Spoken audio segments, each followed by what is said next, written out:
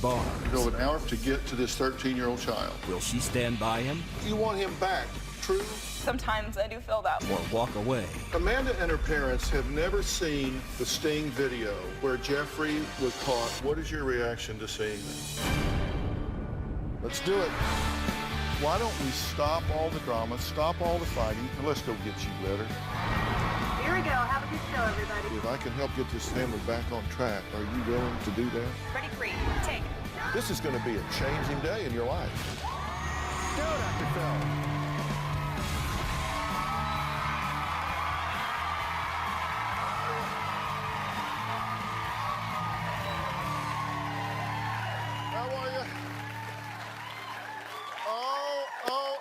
To be young and in love. That's how our stories today started out. Two vulnerable girls, hopeless romantics, were only teens when they met their Prince Charmings. But now, both of these Prince Charmings are behind bars. They're in prison. So why would these young, beautiful women even think of standing by their man when their man is a criminal? Or am I being a judgmental parent saying, hey, come on, you expect them to stand by their man, right? But is there a point when you say enough is enough, a mistake is a mistake, and you need to admit it and start over? I'll let you guys decide as these unfold. My first guest, Amanda, met her husband, Jeffrey, in high school, and their life seemed like a fairy tale at first. Take a look. I was 17 when I met Jeffrey. I decided to ask him out to prom. Right after prom, Jeffrey said, I want to upgrade from the prom date to the boyfriend. I loved that he always wanted to be around me. He gave me a lot of attention. He always knew what to tell me, and I ate it all up. Jeffrey and I were both virgins when we decided to take that step. Eventually he said, you're my first, I want you to be my last, and I want to grow old with you. All of a sudden, I got a text message with a picture of a marriage license and a ring and a car. And he's like, I'm dead serious about this. You're the one. When we eloped, the day, it seemed so perfect. Not a cloud in the sky. It was beautiful. We were holding hands the entire time. And I said that there's no other person that I would rather be with here than you. And when I said I do, I meant it. Well, when Jeffrey learned about his upcoming deployment, Amanda moved back in with her parents while he stayed on base to save money. Now, she looked forward to a text from him every morning. But on March 30th, there was no text. Instead, she received a phone call. Well, it just changed everything. My husband was part of an undercover set sting where 19 men were arrested. More than a dozen local men are behind bars right now accused of trying to prey on children. Over the course of 5 days, we arrested 19 individuals. If convicted, they'll be labeled as a sex offender. The Clay County Sheriff's Office is now sending a strong message to sex offenders preying on kids online. Don't play in Clay. I broke down in tears immediately, and I was disgusted. And I was just like, oh my God, a minor. He was released on bail. He's like, this is all a big mistake. I went to a bar to meet a friend, and he's the one that wanted to use my cell phone because his phone had died, and asked me if I could take him to go see his girlfriend. And he's like, this is so gonna be dropped, don't worry about it. It's just a big mistake. Like, I refuse to be in here for something I didn't do. I automatically believed him. So, Amanda, being the loving and devoted young wife, immediately believes Jeffrey when he tells her that it was all one big misunderstanding. Instead of kicking him to the curb, she marries him again. Only this time it was in a Catholic church to make it more official. She even stood by her man in court until he took the stand, and his testimony shook her to the core. 2 weeks later, after he was arrested, I flew out and we tried to figure everything out. He said, how would you like to get married in the Catholic Church? So I got dressed up and we got married that Saturday, and it was beautiful. 2 days later, I found out that he had the nerve to take my faith and use it against me. I ended up going to court with him, and I went in holding his hand. I heard him say, members of the court, I take full responsibility for my actions. When I heard him say the first sentence, I'm not stupid, but I felt stupid at that moment. I was devastated. I was like, please God, like, don't let me hear, like, the actual details. He drove an hour away to meet this, minor, and Jeff had condoms in the car when he got arrested. So I was like, please, I don't want to hear what's next. I know my husband's sexual preferences, and I think the second jab in the heart was when he talked to a 13-year-old about sexual positions, and I was like, that's so disgusting, and why are you talking to somebody like that that's not your wife? Sorry. I think that he really thought that, oh, because, now we're married before God, it'll be harder for you to leave me. And that's where it hurts me the most, because when I was saying I do in the church this time, it was so much stronger. And I really thought that we were gonna, I just felt really betrayed. Well, Amanda's parents didn't just feel betrayed. They were just plain furious. I am beyond disgusted. I don't even know where to begin. I don't even know how to express how I feel about it and how it's destroyed. What a beautiful person she is. What Jeff did is horrible. It didn't shock me this time. I don't think it would shock me if I found out he'd done it before. It's fortunate that he got caught. Had he not got caught, I think this could have gone on for years.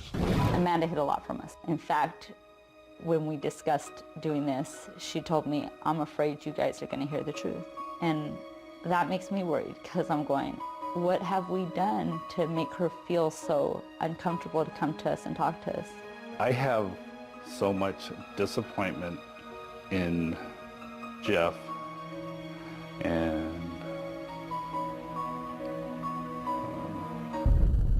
no, I'm pretty angry. I'm pretty angry. If I could say anything to Jeff, it's you're a little for doing this to my daughter. For hurting her so bad. Well, listen, I'm glad to meet the three of you, but I'm very sorry for the circumstance. I wish we were here talking about almost anything else. How can I help you in this situation? This whole ordeal has consumed my mind. I'm an emotional wreck. I don't know what to do. I literally wake up with a racing heart, and I go to bed with a racing heart, and I want to be able to move forward. You say you wake up with a racing heart. That tells me you're talking to yourself a lot. What are you saying to yourself about all of this? Why wasn't I enough? And why a 13-year-old or a minor was more appealing than me? If there's something wrong with me. I don't know. I really believe that he loved me, and I feel like I've wasted a lot of myself with him, and I don't know how to get that back. And what do y'all hear when you hear her saying all of this? I hear her saying all that, but I don't think she's being honest. Coming here was a big deal for her because she was afraid if she did this, he wouldn't talk to her again. Let me give you guys some advice right now, if I can. You need to understand she's in a very difficult time right now. And the last thing she needs is his rejection and your judgment. And I know you're doing it because you're scared, right, but that's really not what she needs right now. You're also confused because you want him back. True? Part of you. I just want, he's my husband, and sometimes I do feel that way, but other times I'm so hurt that I just want to be done with him. You believed him when he told you this story, right? Yes, I did. You thought, oh, just a mistake. My friend used my phone. Yes. You believed all that? Yes, I did. To the point that you actually spoke on his behalf in court, right? Yes, I did. And then you heard him get up and confess to everything. Yes. And you heard him say things about what he was saying to what he believed to be a 13-year-old child. You heard him say things that he said to you. Yes, I did. You heard him talk about sexual positions and sexual preferences and things that he wanted to do that he, in fact, has said and done with you. Yes, I did. And it hurt really bad. And I just really didn't want to be there to hear it. It was just another jab in my heart after his opening statement. It just verified everything and made it real. But you needed to hear that, right? Yes. Okay. Now, I want to tell you how all of this comes together. We're going to take a break, let you catch your breath here for a minute. There is something Amanda and her parents don't realize about Jeffrey, because he's told them another lie. And I'm going to tell them the truth about that when we come back.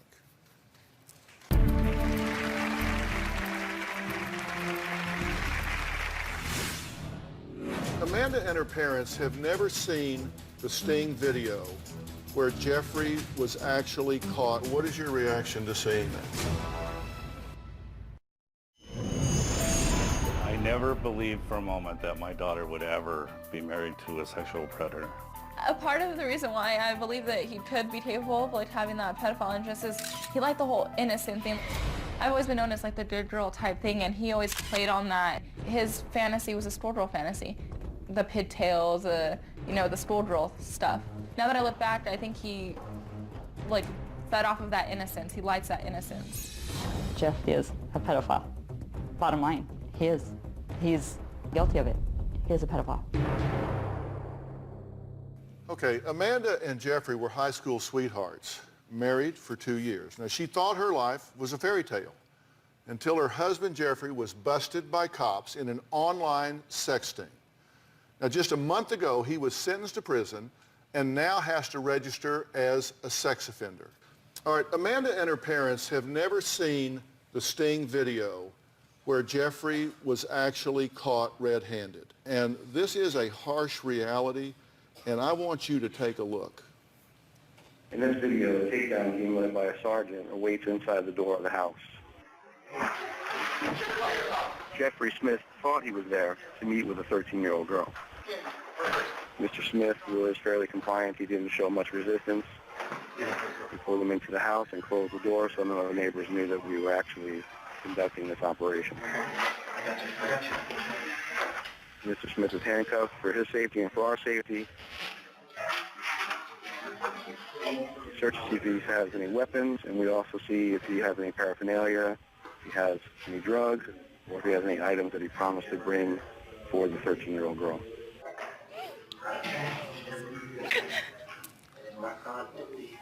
Okay, now, you see him here. He shows up, T-shirt, flip-flops. They're searching him. They've asked him if it's his car out there. Now, he made an excuse. He said he was there to talk to this girl about being inappropriate on the internet. And that's it. So what is your reaction to seeing that? It just verifies that he's a liar. And that hurts me even more. He drove an hour to get to that door, right? An hour from the ship, that's what I was told. He drove an hour from the ship to get to this 13-year-old child. Yes. Sergeant Patrick Galemi is joining us on Polycom right now. His team was responsible for catching Jeffrey and 21 other online predators. Sergeant, can you hear us? Yes, I can. Okay, thank you so much. When this went down with Jeffrey, he made excuses for why he was there, true? Yes, he did. He made the comment that he was there to teach the 13-year-old girl about the dangers of meeting with men and talking about sex on the internet. Right, and you guys, what you guys do when you set up this sting is you go into a chat room and you identify yourselves as a child, a 13-year-old girl or whatever, right up front, correct? So there's no question who they think they're talking to.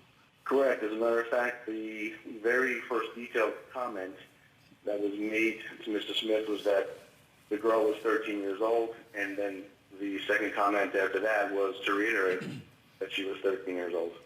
Right, and what was his expectation of why he was coming to this house based on the conversation? His expectation was that he was going to meet with the 13-year-old girl. He was going to take her to a store to buy a sex toy, and he was then going to teach her how to use the sex toy to enhance the sexual experience. For a 13-year-old girl? Yes, sir. Mm-hmm. And did y'all search his car when he was arrested? Yes, the car was inventoried during the arrest, and we found a condom in the car. So, I mean, he clearly was prepared to have sexual relations when he arrived on the scene if he had a condom in the car. Absolutely, without a doubt. He traveled 41 miles at 1 o'clock in the morning to meet with this girl. There's no doubt in my mind his clear intention was to come there to have sexual relations with an underage girl. Did you get the sense that this was the first time Jeffrey had ever done this, or did you get the sense that he was pretty practiced at this? I would say that in terms of the online chatting, he was very practiced. He did not balk any of the conversation. It was very smooth. He understood the language. There was no hesitation in terms of the language he used and the things that he was expressing. I cannot speak toward the ages of the people that he would normally do this with, but it's obvious that he was at least looking in the areas that we were posting in to find people to have relations with. Because, Dr. Phil, you can't find us if you're not looking for people to have sexual relations with. We don't trap you, you come find us. Yeah, you got to know where to look, and it is not easy to find. Now, Amanda, how long did Jeffrey tell you he was going to be in prison? 2 years. 2 years? Sergeant, how long has he been sentenced to be in prison? The state attorney's office offered, the minimum plea they offered was 5 years in prison and 10 years of sex offender probation, which is a very expensive probation. It's a very difficult probation to maintain. So the plea he took was 5 years, not 2? Correct. So it's 5 years, Amanda, not 2. He lied to you about that. That's just a beginning place for what I want to share with you. Sergeant, we'll let you get back to your very important work. I cannot thank you enough for being here today, and I can't thank you enough for the great work you guys are doing down there in your county. Thank you so much. Thank you for having me. Appreciate it. Next, now does Amanda think she should file for divorce? We're going to find out what she thinks, and I'm going to tell her what all of this confusion she's feeling is about, and hopefully we're going to unravel this ball of emotional yarn. We'll be right back.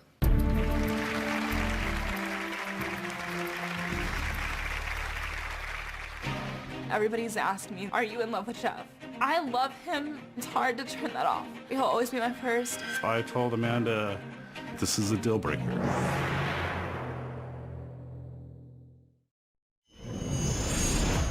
It's our wedding picture. I was really happy.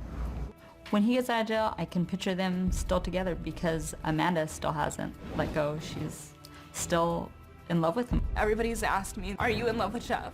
I love him. It's hard to turn that off. He'll always be my first. Of course, I'll always love him. If Amanda doesn't divorce him, I would feel devastated, disgusted. I'm going to file for divorce. I feel she says she's going to divorce him for everybody around her because that's all of us think and feel. I told Amanda, there are many things you support your spouse or your family, and then there's a handful of deal breakers. And I said, this is a deal breaker. I only have one good punch left in my body, and I'm saving that for Jeff because I know he's going to come back and he's going to look for Amanda. And that's what I'm saving it for. I want Dr. Phil to convince Amanda to divorce Jeff immediately, like today. As her parents, you want her away from this guy. Without question, clean break and gone, correct? Yes, correct. That's what you want more than anything. Tim, same thing? Yes, that's what I want. Do you believe that they love you and want the best thing for you? Yes, I do. Okay. And let me ask y'all, because I've tried to kind of hold you off of her a little bit here. Are y'all angry with her? Are y'all upset with her? I'm not angry with her. I'm very angry with Jeff. And maybe I'm a little confused about how she feels. I'm not in her position, so my heart feels for her. Yeah, how do you answer that? My honest opinion about this whole thing is I am a little frustrated with Amanda. And the reason is because I always had this impression of Jeffrey. He just always rubbed me the wrong way, never trusted him. And I'm kind of frustrated with her because she let him in so much that now I think it's so hard for her to pull away. You know, it's so hard for her to pull away from him. And I understand that because we taught her values and we taught her morals about marriage and love, but it's frustrating because as a mother, you don't want to see your kid go through this. Sometimes when we get scared, it comes across as anger and judgment because we want it to be right so much. Look, one thing you got to learn is you don't blame the victim. Right. You don't blame, this girl is a victim. And you don't dogpile the victim here and start saying, hey, you, doop.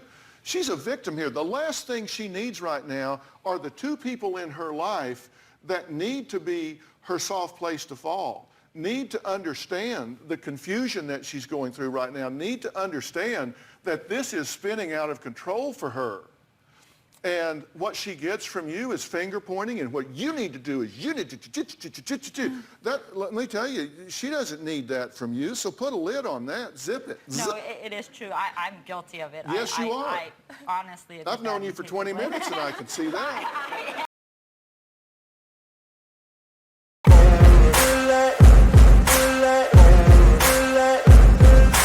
Ain't no motherfucker in this world can do it like me. Open up your eyes and insert a little rising. You don't have to love me, you don't have to like me. Got enough love in myself, in my psyche. You should have the same in your brain nightly. If you wanna taste, bitch, you can fucking try me. If you wanna hate, bitch, you know where to find me. And if you go and hate this, you can fucking bite me. I'll be cruising in my lane fast, call it high speed. I've been working hard, yeah, I've been working nightly. If you think you'll win, ha, not fucking likely. I be taking shots, yeah, cold-blooded, icy. Watching numbers grow is what I call sightseeing. In the front row, run it up when they hype me. The following grows, they know how to ignite me. Call me CEO, I've been running shit right, see. And I ain't playing games, I create my own lane, making pleasure out of pain, turning losses into gains. I'm the boss, I'm making change. I've been rocking this exchange, popping off and risking things. Gonna make a fucking name, I just wanna be famous. But I don't want that cheap fame, no, I'm not that vain. I just wanna be greatness. I just wanna be greatness. I just wanna be greatness. I just wanna be greatness. Ain't no motherfucker in this world can do it like me. Open up your eyes and insert a little rising. You don't have to love me, you don't have to like me. Got enough love in myself, in my psyche. You should have the same in your brain nightly. If you wanna taste, bitch, you can fucking try me. If you wanna hate, bitch, you know where to find me. And if you go and hate this, you can fucking bite me. Okay, I'm going off every chance I get. I don't really take a loss, well, I'll admit. That's why I'll make it to the top, yeah, I commit. And no, I'm never getting lost, I get after it. Investing in my own stock, cause it's faster than any crypto hits go, let me spend. Everything that you see is something I invent. And it's only a percent. I'm gonna take shots. If I miss all, forget it. I'll take a fat loss just to learn all that's in it. I'm taking snapshots, learning how to fall and get it. I'm getting back up, always stand tall, don't sweat it. I never back up, I don't miss a thing or regret it. I'm always learning, you could call me academic.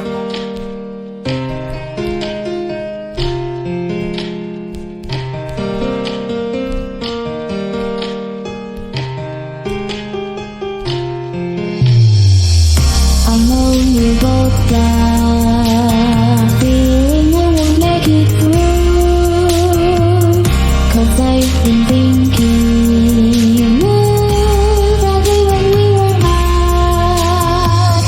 I've been thinking you got when we were, when I can't bear those two, that's it too much like that.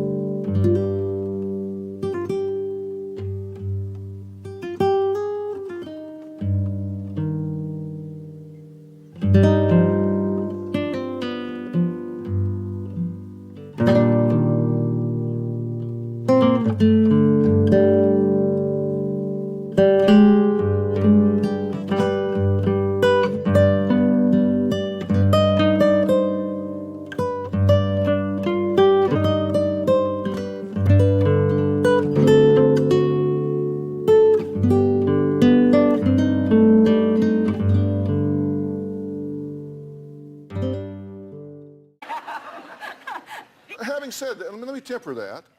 You have obviously done a terrific job of raising a wonderful young woman here. Thank you. Seriously, you guys are to be commended not only for raising a wonderful daughter, but for being here today. You obviously do have her back. You obviously do love her. You obviously do support her, or you wouldn't be here with her right now. Listen, you need to understand something. Your husband, and he still is your husband, has some serious problems here. And your thinking is he's ill. And you're right. He does have an illness here. But sometimes you can have illnesses of choice. And it certainly seems that he has chosen to pursue some things, here that are really maladaptive and unacceptable. Now, is he going to get better in jail? Highly unlikely, because you can call jail a lot of things, but a therapeutic milieu is not one of them.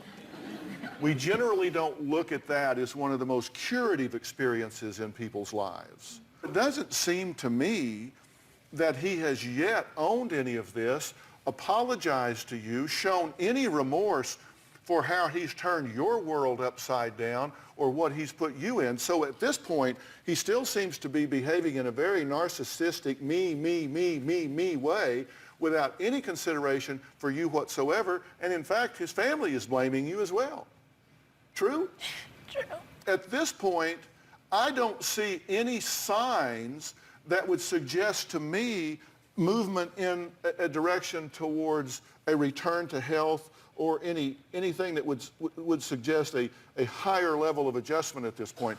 And I'm not saying that he should, because he's not getting treatment and there's not anything likely to intervene. So now you're saying you're feeling confusion, and I'm going to tell you why you're feeling confusion when we come back. Now, you said he's a pedophile. And just so we have our words right, that's probably not true. So we just want to use the right language. And for everybody at home, a pedophile, by the way, is a psychiatric disorder, and it describes persons, just technically, that are 16 years of age or older, and it's typically characterized by a primary or exclusive sexual interest in prepubescent children, generally 13 years or younger. And that doesn't fit this case. It doesn't mean he's not a sexual predator at all, but pedophile, you want to use the right terminology here.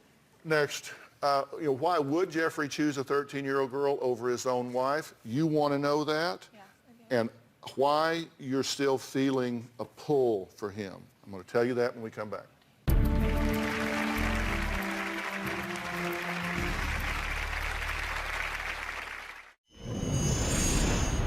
I just feel really bad about myself lately. That's why I cried. Well, I know it's because he's put you through this. He's made you question everything about yourself. She just sees everything wrong with her. I have a big nose, I break out, I'm not pretty, I'm not thin enough. There must be something wrong with me. I asked him why a lot, and he said he was depressed and lonely, but I really don't feel that that's an excuse. I want to know why I wasn't enough. You know, there are days where I just look in the mirror and I'm like, I must be that bad that a 13-year-old see more appealing than me. You know, or what did I do wrong?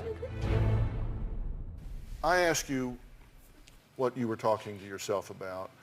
You remember what you said? You said, what's wrong with me? Why would he want a 13-year-old instead of me? What did I not do right? What did I do wrong? Why was I not enough? But I want you to understand, this isn't about you.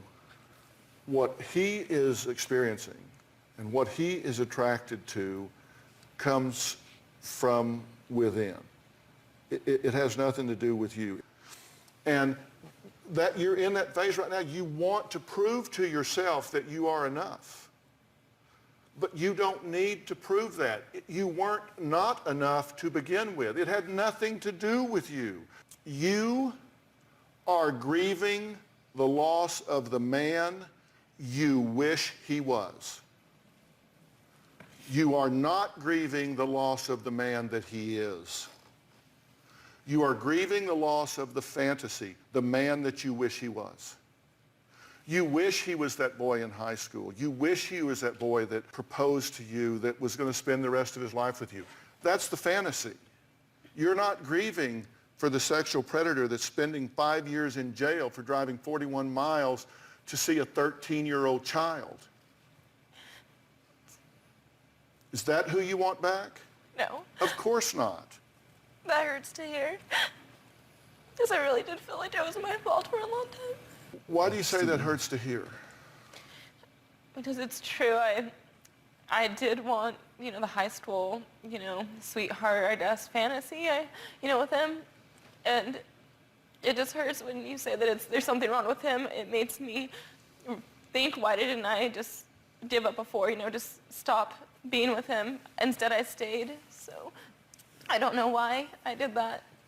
But understand, you don't need to win him back to prove that you're woman enough, that you are enough to feel good about yourself. You don't need his validation. And think about it. You would be validated by a sexual predator. You don't need his vote. No. And with your permission, I am going to make arrangements to get you some professional help with that, to help you unravel this as you go through the process of unfurling this. And I do recommend that you, in an orderly fashion, start divorce proceedings. You have been betrayed on so many levels here. And if you will accept it, I want to get you some very solid professional support to help you navigate through this terrain. Yeah. Can you give yourself permission to do that? Yes, I can. Yes. Do you feel better about this? Yes, I do. Is it clear to you now? Very clear, thank you. Have I kept my promise? Kept your promise. I am going to shut up then. All right. All right, coming up. In a broken love story, her ex-boyfriend is serving 30 years in prison for sexual assault of a child. She was the child. We'll be right back.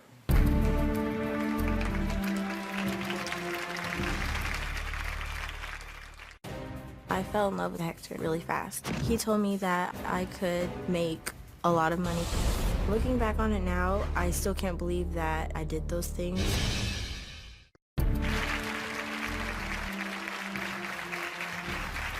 Two years ago, when my next guest, Sari, was just 16 years old, she fell in love with 24-year-old Hector, 8 years older. Sari says Hector convinced her to quit school, throw away her dreams, and then do the unthinkable, sell her body for money and give him the profits.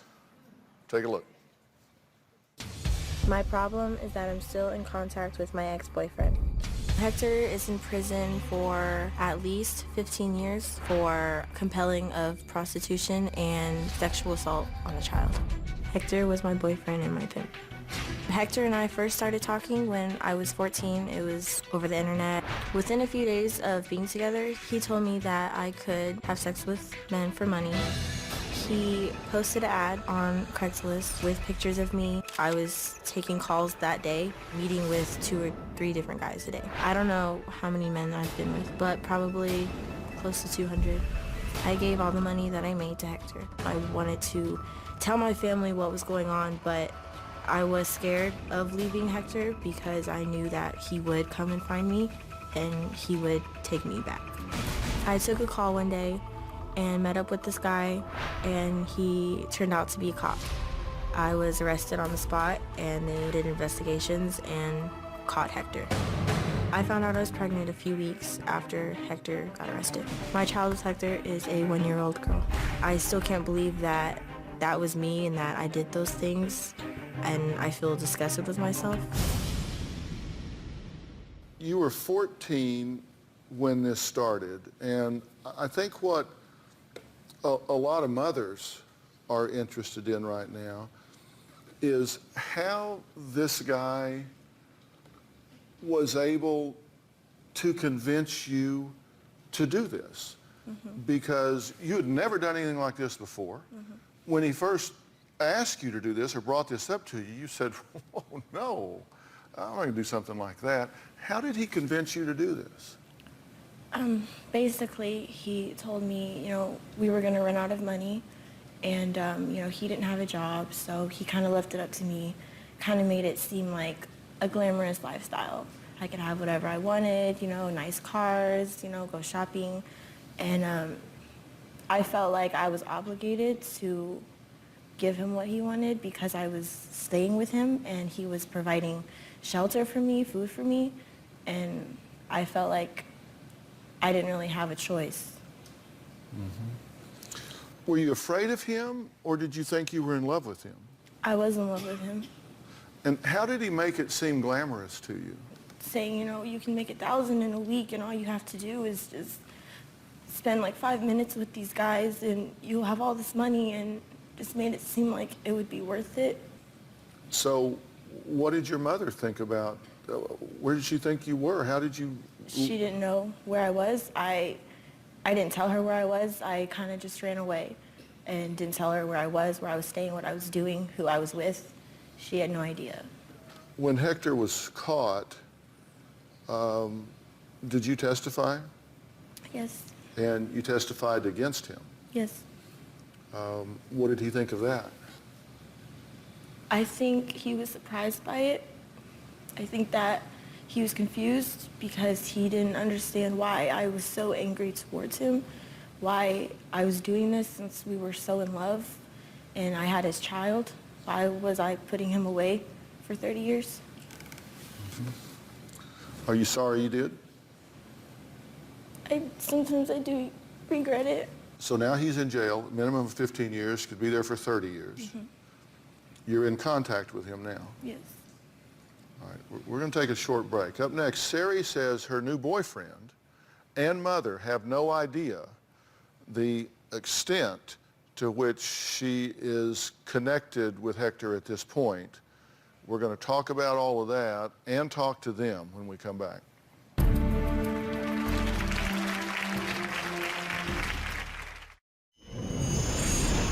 My family never tried to talk to me. I didn't feel close to them. I didn't feel wanted when I was home. A few days after my arrest, one of Hector's ex-girlfriends messaged my mom on Facebook and told her what I was doing.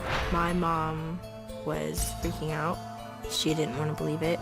My mom is very controlling. She wants me to do what's best for my daughter, but she also acts like my daughter is hers. I feel like nobody understands why I'm writing Hector and why I have feelings for him. I do wish that my parents understood where I was coming from as a mom. To make things more complicated, Sari has a new boyfriend, Will, who is joining us now. Will, thank you for being here. And you guys have a very nice relationship, yes, right? We do. How do you feel about her, and how do you feel about her past? The past is the past. Your mother is on the phone, and I would like to plug your mom in here for just a minute. Are you there? Yes. We've been talking here about everything that has gone on with Sari, about the fact that she's in contact with Hector at this point, and in fact, that they've been kind of exchanging love letters a bit here. I would rather her not be in contact with Hector at all. He is extremely manipulative, and he still has control over her. It just makes me sick. You're shaking your head no. Why are you shaking your head no? Because he doesn't control me anymore. He doesn't have that hold on me anymore. I feel like I'm past that. Okay, well, actually, you talked about it a little bit on this tape piece. Let's take a look at this. Will knows that Hector and I have been writing for a few months. He knows that Hector does have feelings for me. Will doesn't know that we are still writing now and that I do have feelings for him. The first letter I received from Hector, he was telling me how he still loved me, how he missed me and thought about me every day, and how he loves his daughter and wants to be a family. When I first read the letter, I was very emotional. I was crying and shaking. All the feelings that I had just came back just like that. And when I heard that he still wanted to be with me and still loved me, it made me feel like maybe I could give him a second chance.